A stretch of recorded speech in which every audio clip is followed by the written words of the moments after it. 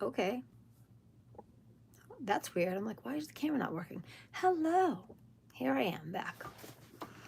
I burned myself. Hot soup, hot tea. It's not pretty here, people. I'm back. I am going to read more of this book. I cannot put it down. I just cannot. We have cold tea. Don't care. Almost gone. I should have made a new one, but I did not because that's how I roll.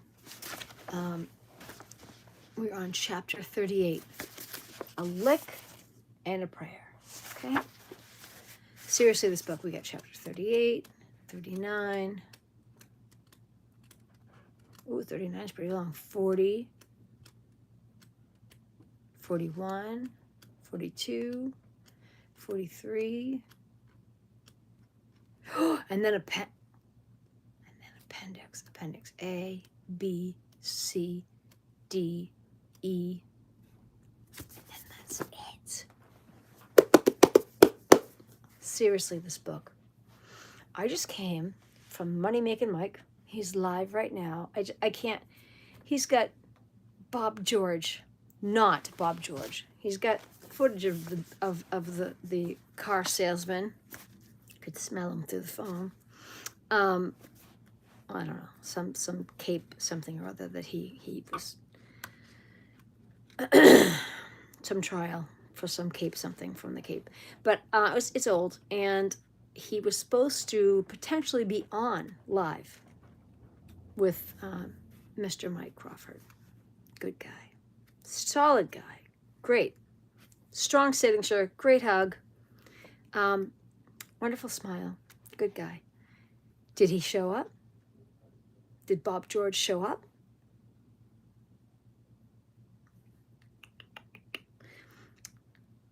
Bob George is aware that we understand his stank. He is part of the corrupted Massachusetts garbage. He took Eddie O'Brien's family's money, did not earn a penny of it. He did not do anything for them. Eddie O'Brien is stuck behind bars. I am in Massachusetts, north of Boston. Hi, about to read a book. But if you haven't heard any of it so far, find the playlist, go back, start from the beginning, listen to the whole thing, because I'm about to start chapter 38. So, Bob George is he's a car salesman, a used car salesman, in my opinion. Disclaimer, in my opinion. He is not worth the bandwidth. I can't look at him. I can't listen to him. My eyes. I love Mike, and I like that I saw Mike. It was great to see Mike, and that's nice, but I'm done, and I had to come here, and I'm going to finish reading. We're going to continue where we left off. We're on chapter 38, a lick and a prayer. Here we go. All right. Just fix my necklace. All right. I don't even have tea ready, so we're going to work with what we got here. Here we go. Seriously, burn my lip I had soup, was so hot. Burn my face, burn my lip. Don't care. Here we go. My mother used a phrase a lot when she didn't have time to do a proper job around the house and hoped that what she did accomplish would get her through the immediate problem. I gave it a lick and a prayer, she'd say after a hasty cleanup of the living room before company arrived. A lick and a prayer is a superficial cleaning, a slight and hasty wash. The next and penultimate witness for the defense was Father Henry Jennings, the O'Brien's parish priest. Thornton had already performed the hasty superficial wash of the crime scene, and now Jennings would provide the prayer. This sadly would complete Eddie O'Brien's defense. Jennings had been pastor at St. Joseph's Church next door to the Midnight Convenience Store for 31 years. He knew both the O'Briens and Downing's families Eddie had been a student at the grammar school as well as the chief altar boy for the parish. Tricia O'Brien was a Eucharistic minister, and Edward O'Brien Sr. was the head of the parish council. For many years, Jennings had gone to the O'Brien's house every month to bring communion initially to Big Ed's stepmother and more recently to his father, the chief. Jennings described the O'Brien family, quote, "I would call them an excellent Christian family who participated in all of our parish activities, who shared in almost everything we asked of them. They were well liked and respected. Well liked and respected. Hello, Carla. How are you?" Eddie was an excellent young man, too, from my point of view, and I think the other priests would corroborate that. Quote, Jennings also knew the Downing family and first met Janet Downing at the twins' baptism. He said Downing was actively involved in the grammar school. She was not a Catholic at the time, but she shared in all the school functions. She worked very hard for the school. He described her as, quote, an excellent mother. Wonderful, end quote. She was present each time the boys served as altar boys and took great pride in her children. Jennings had many telephone and face-to-face conversations with Downing over the years, and then she asked him to give her religious instructions because she wanted to convert to Catholicism. I'm good, how are you? Hi, Millie. Oh, that's a cute name, Millie, I like that. Question, did she ever mention Eddie O'Brien to you? Answer, no. Outside of nothing except what he would be doing with the sons, different things they may have been doing. Question, did she ever mention him as a problem in her life? Answer, no, not to me. A lick and a prayer. Amen. Go in peace. Jessica O'Brien, Eddie's little sister, walked up to the witness stand in her Catholic school uniform. Oh, God, I remember those. My entire life, Catholic school. Those were not comfortable, scratchy, and so... That's what I say. And I can say that because I wore them my whole life. Jessie was now 13 and the last witness to testify for the defense. Jessie remembered July 23rd well because it was right before her brother got arrested. George questioned her. Question, did you have a curfew that night? Answer, yes. Question, what time did you get home that night? Answer, 8:30. Question, and how old were you then? Answer, 11. Question, and when you got home, who was there? Answer, my brother, John Roberts, his kid, Timmy, Megan, Mary, Question, do you remember how Eddie was dressed? Answer, he had long shorts, dark, and a white shirt. Question, I don't know if you remember, but do you remember what time Eddie came into the house? Answer, no. Question, and where were you now? The jury's been in your house. Which room was Mary in? And which room did Eddie put the tape in for Mary? Answer, the second room. Question, and where were you when Eddie did that? Answer, I was in the room beside it. Question, in the front room, looking out to the street? Answer, no audible answer. Question, was there a television set in there? Answer, yes. Question, at some point, did you go upstairs? Answer, Question, and when was that? Answer, I went up to my room and put my hair up. Question, and was Eddie up there? Answer, he came up and went into his room and started listening to music. Oh, those were the days, man. Those were the days. Question, okay, and were you listening to that music too? Answer, for about 5 minutes. Question, at some point, did you go downstairs? Answer, yes, I went into the front room. Question, and what did you do in that front room when you got downstairs? Answer, I started watching TV. Question, and you don't remember what shows were on? Answer, no, I was just flipping through the channels. Excuse me. Question, were the shows already on? Answer, yeah, they already started. Question, now at some point after, how long did you sit downstairs before you saw Eddie again? Answer, about 5 minutes. Question, and at some point did Eddie come down the stairs? Answer, he came downstairs, but he said, quote, Dad, I'm going to go. I'm going to go to Burger King, end quote. I'm good, thank you. I'm very good. I'm going to read this book. You guys can chat amongst yourselves. I'm reading this book for everybody to enjoy. McDaniel, who are you going to have tomorrow? George, well, based on your next, I'm going to meet with the defendant tonight about that old issue of him testifying. I also have to take up with the parents the whole issue of cross-examination with the story and all that stuff coming in. If they take my advice will be that this case will be over in the morning. I mean, in other words, they will not testify. I hate to say what my advice is going to be, but the matter is, McDaniel, yeah, I want you to say it on the record.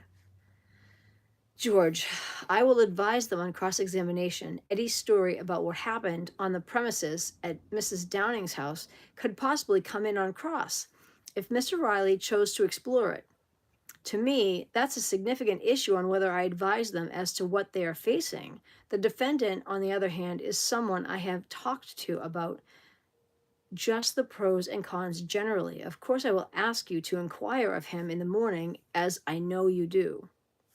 McDaniel, I always do. George, but as of right now, I'm advising him not to testify. And the family, he's up in the air. He may want to testify, although I have a feeling that by tomorrow he won't. This is their lawyer. He took this family's money. He made them mortgage the house twice. He did nothing for them. This book is making me slightly mental. George is alluding to the fact that Eddie's version of what happened as recounted to Spears, i.e., that he was there, that he saw Downing's dead body, that he saw the killer, would come out on cross-examination. That's why he was advising Eddie's parents not to testify. Why he chose this course of action is, however, unclear and certainly not what Eddie or his parents wanted. Obviously, that would exonerate their kid. Somebody else was in the house. Eddie saw a killer. That wasn't him. Let's not tell everybody the truth. Let's just keep that to ourselves. Everyone except George, his lawyer, everyone except the lawyer, believed that unless the jury knew the truth of what happened that night, Eddie would most likely be convicted. George, however, seemed to be clearly going with a defense strategy of, you can't trust the crime scene, and the prosecution has not proved to you beyond a reasonable doubt that Eddie was there, or that he killed Janet Downing. He's such a, I can't. This was, of course, not a defense that had any chance of overcoming the prosecution's case. Eddie's blood, fingerprints, and DNA were at the scene. This would have to be explained to the jury by George in a way that made it perfectly clear that although Eddie was present, he was not the killer. I can't. Hi, Carla. I just can't. The three lawyers on the defense team and I met over lunch. I wonder if they had a ham sandwich. Sorry. I have to make myself laugh at stuff, otherwise I'm going to lose my mind.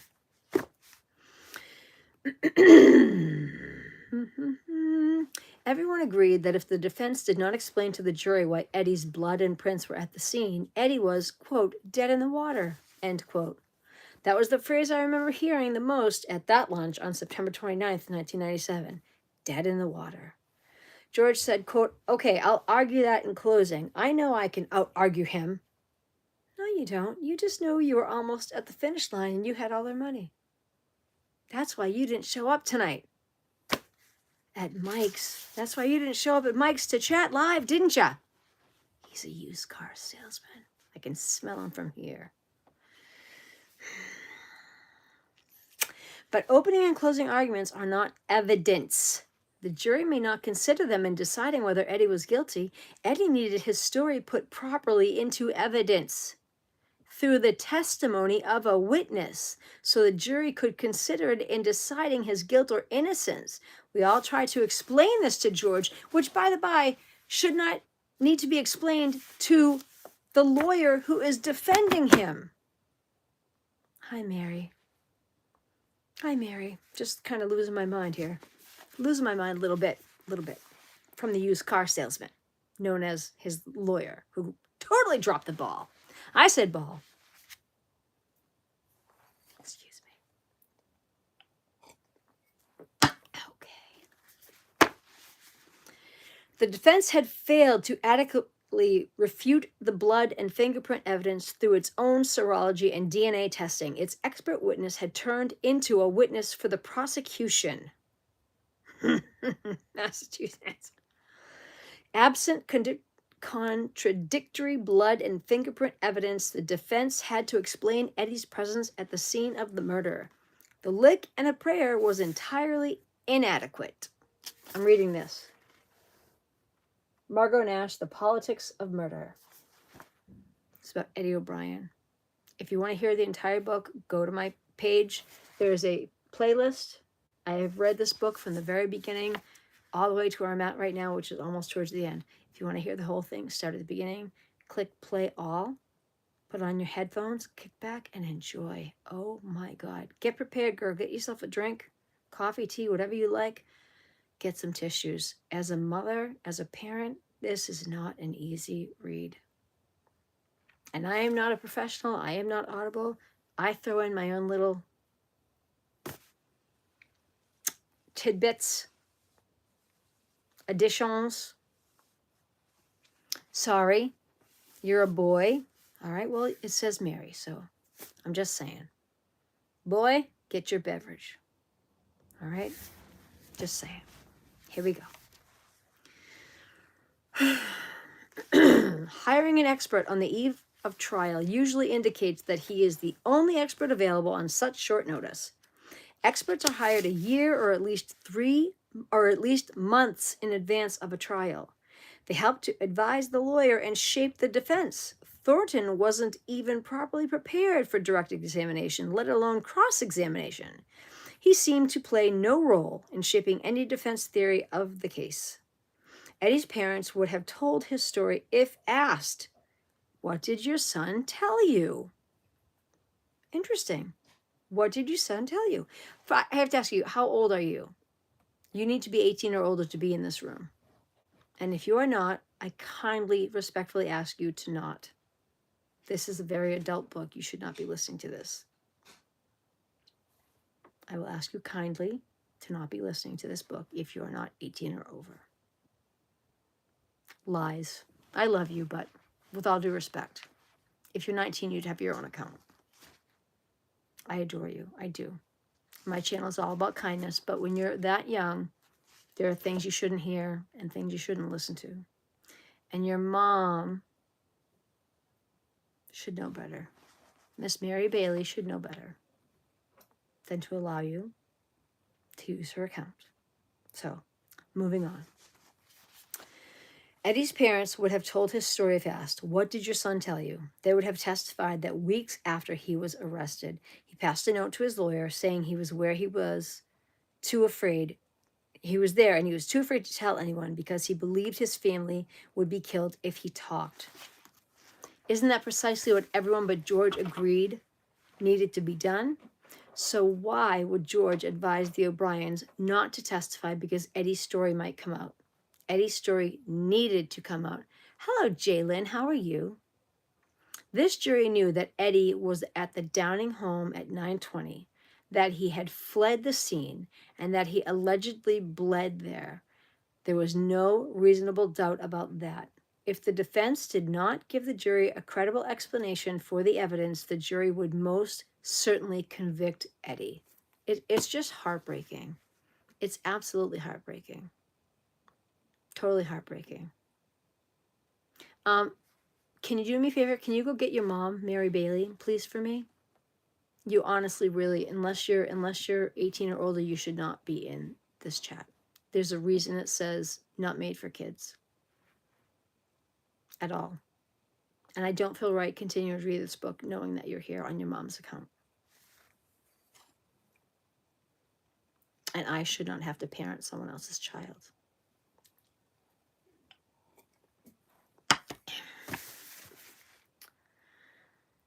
Oh We're up to 39, the closing argument.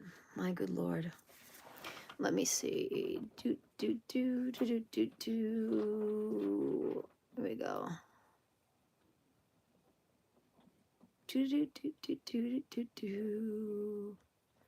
Let me see. He's in a timeout. 24 hours. There we go. I just timed out a child that I think is a child for 24 hours. Mary Bailey cannot be here because I think Mary Bailey is a child. When I think there's a child in my chat room that shouldn't be here, someone that says they're using their mom's account, that is the only thing. That is what I'm going to allow my mods to do. If a mod thinks there's a child in my chat that shouldn't be listening to a book that should be for only 18 or older, that is what I want my mods to do. They can time out a user that says, I'm on my mom's account. I don't want children. This is not for a child to listen to. That is what I want to happen. So I did it myself. I timed them out for 24 hours. You cannot be in here if you're a child. If I have to parent someone's kid, I'll do it. Nanny for 35 years, I'll nanny your kid. If you're not going to do it, I'll do it. That's what I'll tell my mods. Jalen, remind me later to remind my mods of that. Because I told them not to kick people out, and I don't want to kick people out, but if you're a child in here telling me that you're using your parents' account, that can't be. That's not okay. So, moving on. Chapter 39. Bob George, the lawyer, the used car salesman, closing argument. Here we are right there.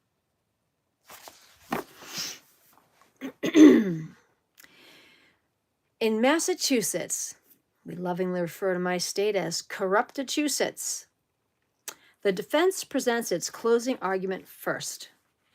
Before Bob George, aka the used car salesman, commenced his closing on the morning of September 30th, 1997, he asked the judge to inquire of Eddie O'Brien as to whether or not he wished to testify on his behalf.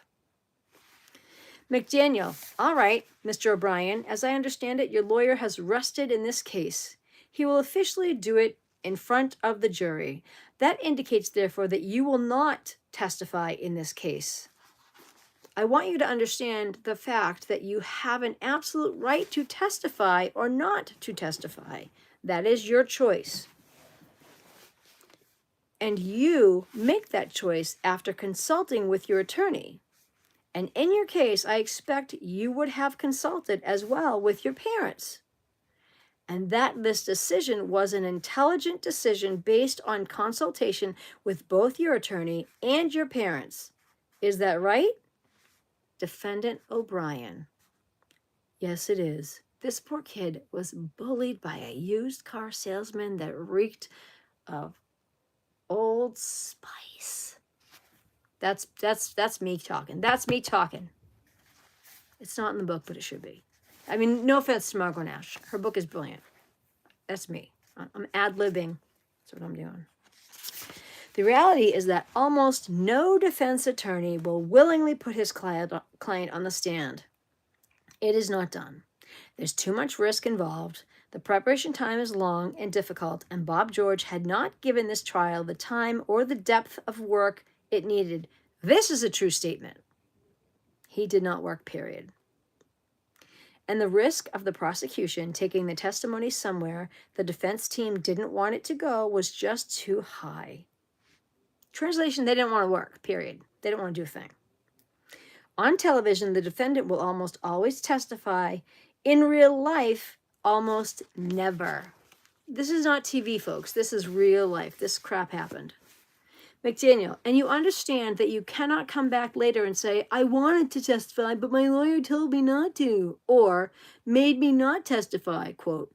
Sometimes that happens, and I want to be certain at this moment in time that you're not testifying is something done of your own free will, and that you understand the consequences of not doing so, because as I say, it may be too late later. I don't know what the outcome of this case will be, nor does anybody else here know. But in my experience, people sometimes come back later and say, I wanted to testify, but my lawyer stopped me from testifying. I kept saying I wanted to testify, quote. So I want to make certain that this is something that you understand what you are doing. You have done it you have done it after consultation with your lawyer and your parents, and in the final analysis, it is you who will say, after having had those consultations, I do not wish to exercise my absolute right to testify. Is that so? Defendant O'Brien, it is. This breaks my heart. McDaniel, all right. There are no reservations about it? Defendant O'Brien, no. I'm like crying inside right now. Without this colloquy, the defendant could allege on appeal that he was denied his constitutional right to testify on his own behalf. The colloquy has been standard procedure since 1987, when the U.S. Supreme Court in Rock versus Arkansas held that a criminal defendant had a constitutional right to testify on his own behalf. McDaniel, all right, bring in the jury, please. McDaniel instructed the jury that the lawyers would now deliver their closing arguments. He reminded them that what they say was not evidence. The only evidence the jury could consider was what they heard and saw and learned from the witnesses who testified at the trial, and the exhibits that had been marked as evidence in the trial. He cautioned the jurors that the lawyers were not permitted to give their opinions in the case. If they said, it's my opinion that, blah, blah, blah, the jurors were to ignore that statement. The lawyers also were, quote, not to vouchsafe for the credibility of any particular witness. They can comment on credibility or assessment of credibility, but they cannot give you the impression that they know of their own personal knowledge that a particular witness or witnesses are in fact credible. The lawyers could only argue what they believed the evidence was, together with any reasonable inferences that could be drawn from the evidence. Each lawyer had 60 minutes to argue his case. George stood and faced the jury. Poor jury. Nobody wants to see that. He argued without any notes in front of him. I just can't. And there goes my tea. George argued without any notes in front of him. Not one note. He walked in front of the jury box, looking directly at the jurors. I'm surprised they didn't all turn to stone. He began by reminding the jurors how the Commonwealth had promised to show that Edward O'Brien murdered Downing in a particular way during a particular time period for a particular reason. The evidence, he said, had shown that the district attorney failed to meet his promise. District Attorney Riley, George said, had a theory of the case, which was simply that, his own theory. It was not the jury's theory or the defense's theory, and it was only one theory among many that should be considered in this case. Riley's theory was that Eddie O'Brien was sexually obsessed with Downing, and on the night of July 23rd in 1995, when at about 9:10, he crossed the street from his house to the Downing house and stabbed her 98 times. At 9:20, when Marco, Seth, and John arrived, he fled out the basement door, fabricated a story about being mugged in Union Square, and through forensic testing was positively linked to that crime scene by blood and fingerprints. Bob George's theory, on the other hand, was that the investigation into the murder had focused exclusively on Eddie. The question, he said, was whether it was good police work or not. I'm telling you that it was poor police work. But why did everyone deny it until Robert Pino told you it was true? You probably knew it was true. Why did he stand for it? Did Pino lie about it? He continued to look the jurors in the eye and to pace back and forth. George, they ignored all the other evidence in the case, whether it was good evidence or weak evidence, or strong evidence. They never followed up on anything that led them away from this boy. And that's true. I don't have to tell you it's true. It's true. The evidence shows it's true. And it taints this case. It's reasonable doubt. The evidence shows that this boy did not have the opportunity within that time frame allowed in this case, based on the evidence, to commit this crime. And the way the Commonwealth says it was committed, it's impossible to do that, to do what the district attorney says he did in the time that he says he did. It's impossible. I can't believe he just said he says he did. He didn't say he did it. Why would he say that? He didn't says he didn't do it. It's impossible, and the evidence shows it, not necessarily with the witnesses that the Commonwealth called, because they know that if their window of time closes, so does their case. In his opening, the prosecution promised they would tell you why this happened. Why? We all want to know why this happened. The Commonwealth doesn't even have to prove motive, but they promised. They were certain that they would prove to you that he was sexually obsessed with Janet Downing, that he was focusing on her for weeks and days and months. And he told you he was going to prove it to you. That evidence is false. It's a lie. And we proved it. There's no motive. And the evidence is clear as to the background of this boy. I'm not asking you to judge this boy and his family. By his family, I'm not asking you to judge this boy because I say he's a good guy. He was 15 and a half years old back then. He was right in the middle of his adolescence. Do you think that if there was a witness out there that could bury him with a bad behavior, you wouldn't have heard about it? I'm not telling you he was an angel, but I'm telling you this. He was not of the character, of the background, or of the type to commit this kind of horrible crime on his best friend's mother in his own neighborhood on a hot summer night. The DA's whole case is based on that crime scene.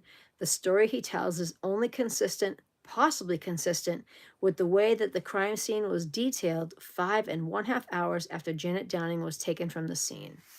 But if you don't trust the crime scene, if you don't believe that the crime scene was exactly as it was photographed at 3 o'clock that morning, then you can't trust the crime scene as the underlying basis in constructing this case.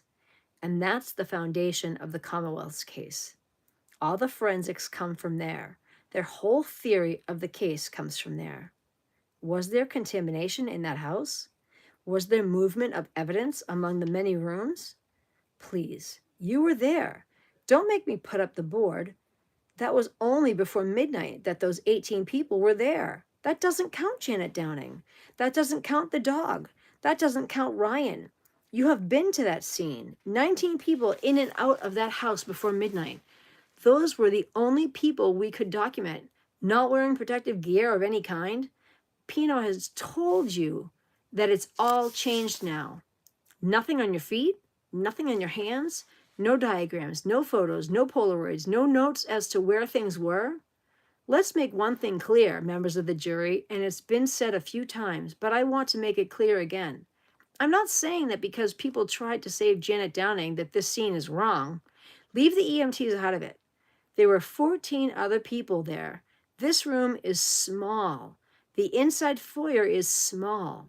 Is there any doubt from the exhibits in the case that evidence has been moved? How do rugs move back and forth, and pictures appear and disappear, and papers go up and down stairs? Those aren't markers.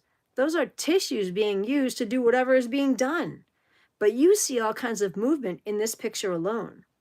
Now, does this say anything other than that the crime scene is being moved about? I mean, this isn't some OJ theory where people are conspiring to move evidence around. This is a sloppy crime scene. Thornton told you that. There are national standards. There are laboratory standards. There is no logbook, no sign-in sheet, transference, fancy word. It's for you to decide whether it's a possibility that there was transference based on what you know about the crime scene. No gloves, no gear, no nothing. Stanford's transferring evidence back and forth in bare hands. Whether these swabs are contaminated or not is not even important. How these swabs were kept before they were taken is important. Whether Stanford put them in his hands is important. Stanford had been at that crime scene. The way things are being transported in this case, I would suggest to you, tells you that we have got a problem. It is not being done right. If one of your children was on trial, would you want evidence handled that way?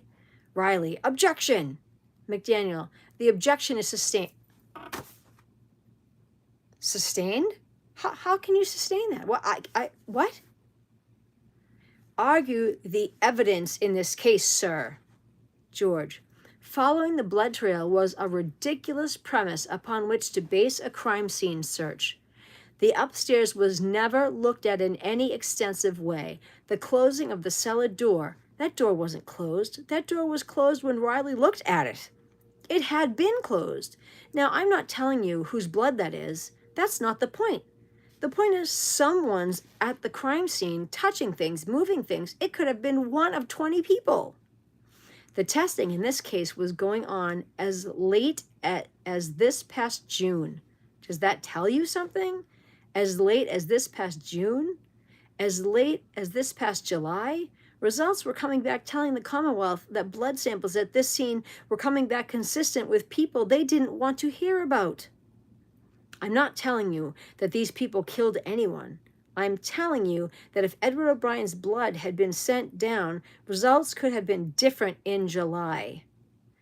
This statement makes no sense. First of all, Eddie's blood had been sent down to Cellmark.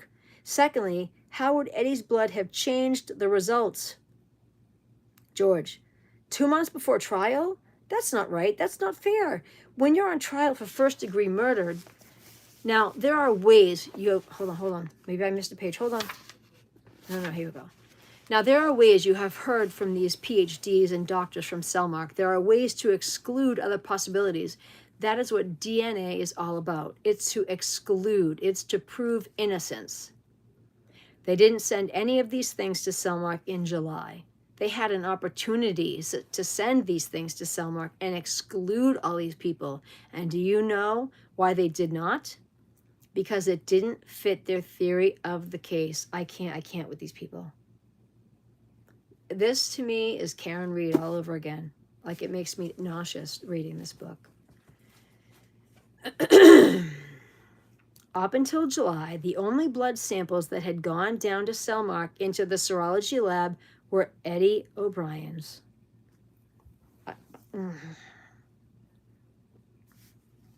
As a mother, it makes me want to cry.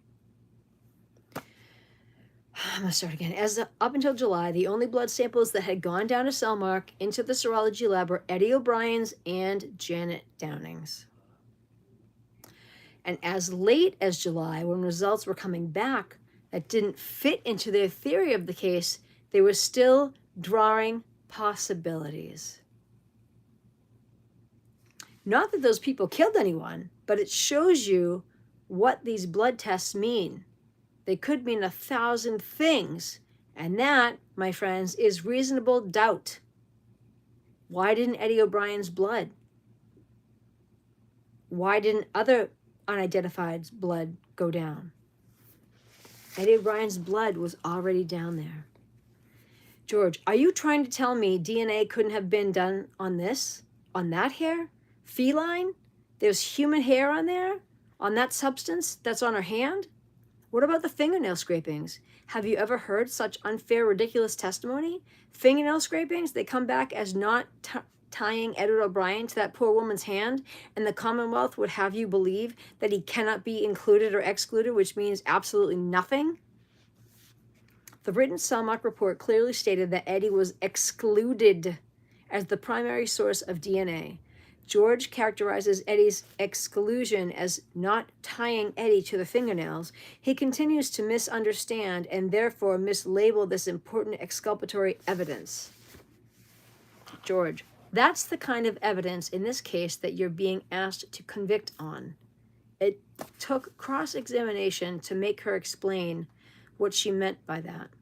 We have no weapon in this case. We have no bloody clothes, although the Commonwealth can tell you and track exactly where Edward O'Brien went according to their case from Mrs. Downing's bushes right to the midnight.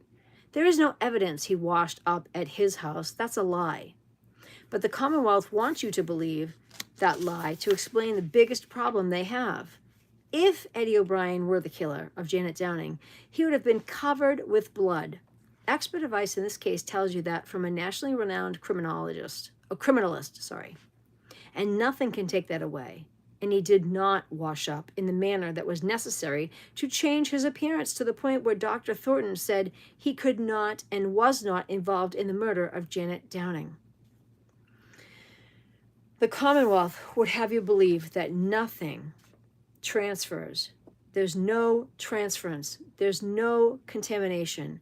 This can't be happening. Well, what about number 12? What number 12 was George referring to? Item 12? The inner blood swabs? The inner door blood swabs? Or was he referring to the number 12 genetic marker on the hilt of the knife that conclusively excluded Eddie as a contributor to that DNA? More importantly, is he suggesting they shouldn't trust the DNA on the hilt because it was contaminated?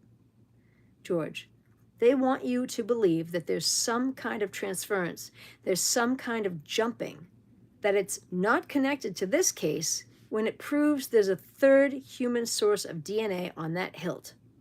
You know when they found that out? They tell you on the witness stand, July, 2 months ago, no further testing. Is that right? Is it right to argue in one breath that this ties someone to a murder scene, but in another breath, not mentioning it to you that there's a third source of human DNA on this, when Eddie's DNA isn't even found on it? Imagine being Eddie's mom and hearing this. How this woman, God bless this woman, how she didn't leap from wherever it was she was situated and pounce on the lawyer that took all her money. I give this woman props. I give this woman props. Hi, Jesse. I give this woman props. I can't. When he asked the jury, is that right? Is that fair? The jury had to be thinking, wasn't that your job, Mr. George? That's what I'm saying. I would have leapt and pounced on George like a cat on some catnip. Why didn't you test all that stuff? You've had 2 years to analyze the evidence too, haven't you, Mr. George?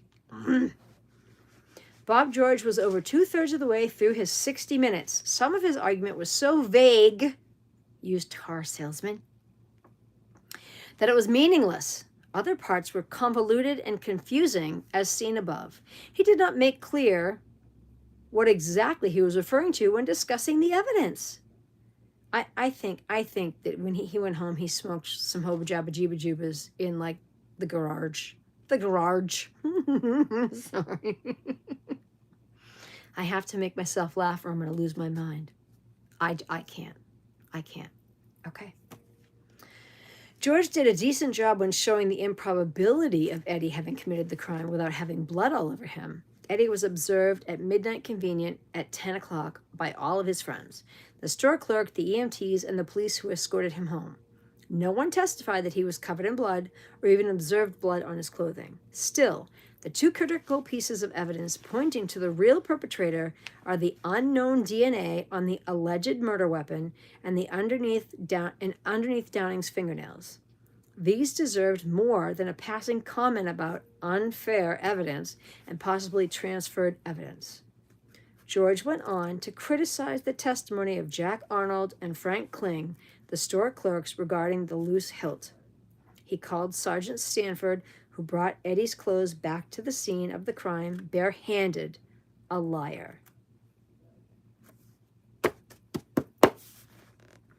Eddie's clothes proved he couldn't have committed the crime. Why would Bob George suggest they were contaminated? George, they never searched the second floor adequately. If only George told them that the only shower in the Downing house was on the second floor, this might have held greater weight with the jury. That would actually mean he did his job. It's clear, up until this point, that this man doesn't do his job. He goes home, smokes doobies in the garage, and then goes to sleep after stealing your money. That's what he does. George, but all of that aside, why did I have to call the Reckleys to the witness stand? Why did I have to call Christina Flint to the witness stand? They were the next door neighbors to Janet Downing. Talk about ignoring other suspects. They were the next door neighbors. They lived on the other side of a common wall, a few inches thick. They weren't interviewed until last Sunday. They're not lying about what they heard at 8:15. They're not lying about the water pressure being gone about 9 o'clock. Those 3 thumps you heard were Janet Downing being killed. Not a sound out of that house after those 3 loud bangs. Not one single solitary sound. Not the dog, not yelling, not struggling, nothing. She was being killed, and the prosecution must know that. But why didn't they interview them until last Sunday? It didn't fit their case. It doesn't fit their case. Is that right? You know, when I talk about Artie Ortiz and looking for his keys in the backyard and all of that, that came from one of Janet Downing's best friends, the woman who spent her entire last day with her. Am I saying that Artie Ortiz killed Janet Downing? Why, no. Why was that ignored? Why is it that the kind of evidence that doesn't weigh anything to these people? Isn't it something you follow up or at least look at or see? Not if it doesn't fit your case. And once again, going back to the hilt, once they found there was a third source of DNA on the hilt, they never considered any other person as possibly being involved in this case. Please. An equally plausible theory in this case, as consistent, is that after Paul left that house at approximately 8:05 to 8:10, the killer is in the area. It's not plausible. It's true that around 8:15, Mrs. Downing was being killed on those stairs. The Reckleys told you so, and they weren't guessing the time. They were changing the baby on the table. They were looking right at the clock. And was Bob George intentionally removing Paul Downing Jr. from the possible suspects by taking him out of the house before 8:15 stairway noise? Paul himself and Michelle Cameron testified that he came out at 8:30. He did surmise that the jury would not tolerate the prospect of Downing's son having some knowledge or involvement in his mother's murder. Craziness. George, that a person enters the house who is not Edward O'Brien, struggles with her, kills her, undresses her, redresses her, and then Edward O'Brien came upon that scene later, cut or uncut, you don't know how he was cut. We know the woman on this thumb is the wound. We know the wound on this thumb is inconsistent with the attack. We know that his appearance is inconsistent with this attack.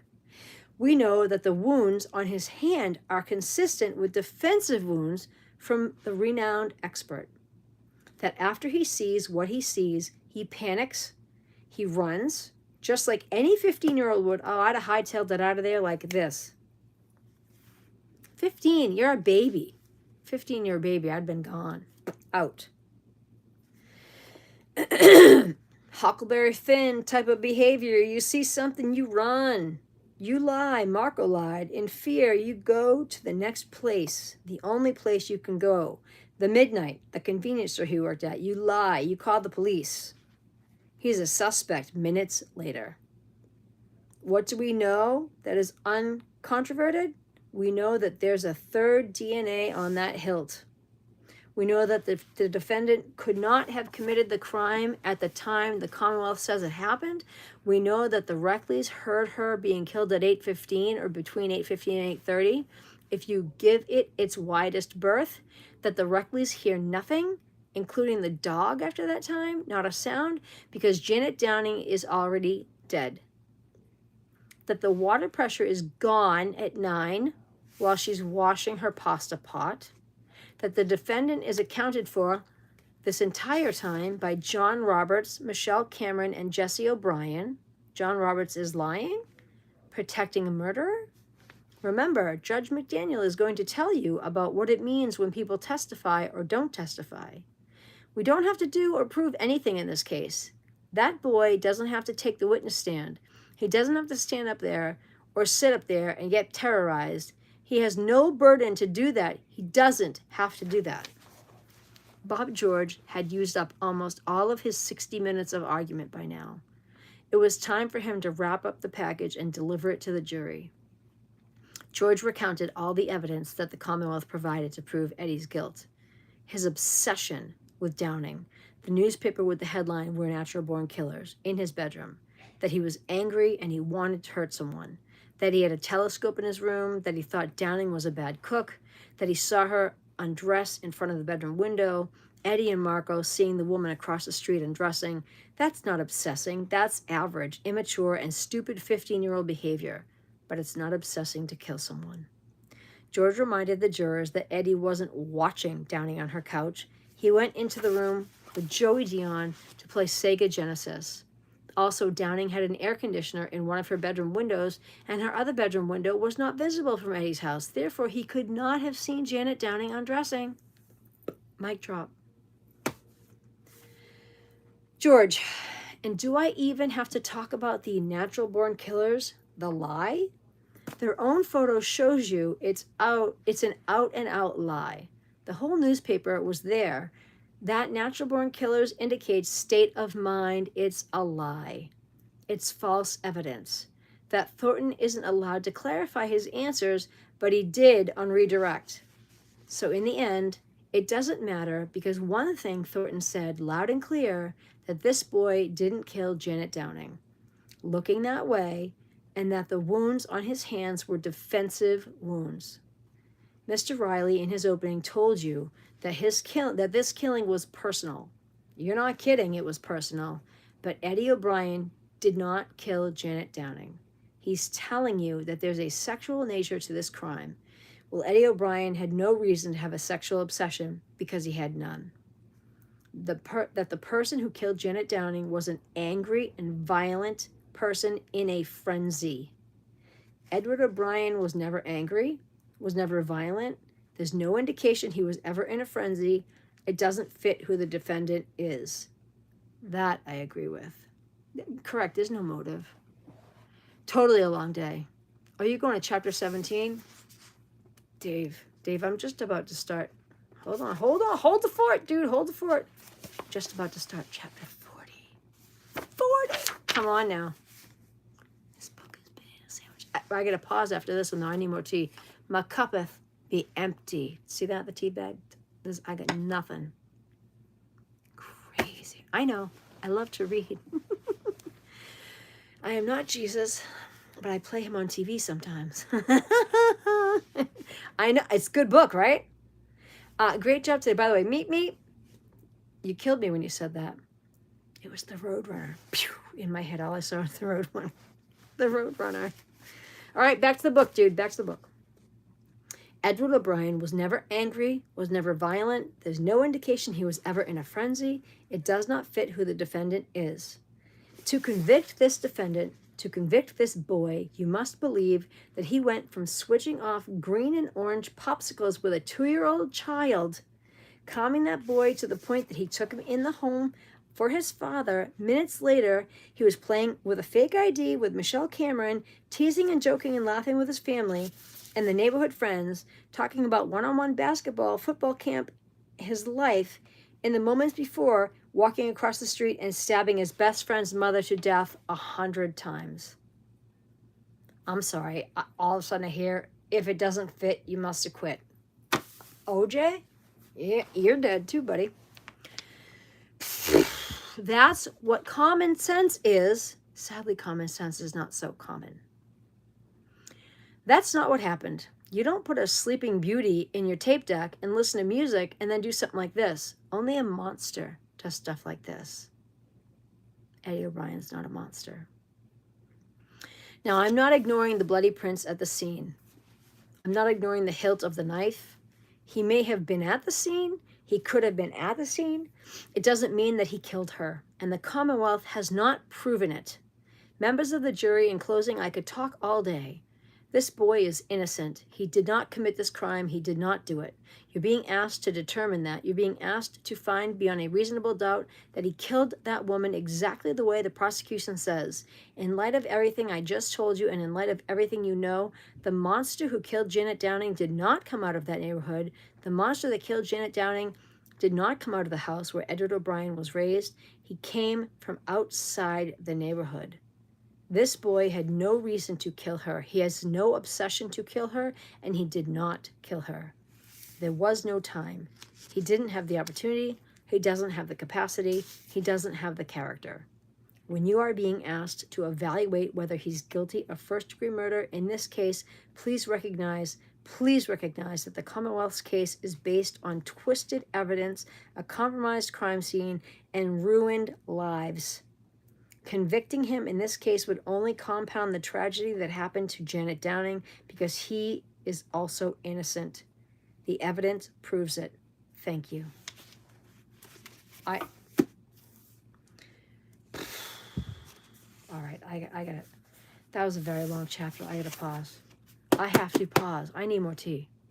We're going to pause. I'm going to upload this. I'm going to come back with 40 if I can do it. It's 7:30. I feel like I'm 100 and I need to go to bed. I hope to come back and do 40 because I'm so close to the end. I can't. I need more tea. I need to hit the head. Dave knows what I'm talking about. If any of y'all are military, you know what I just said. I got to hit the head. But I need more tea. Good Lord.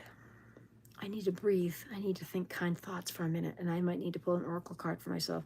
This is a lot to process. I love you all. I will be back.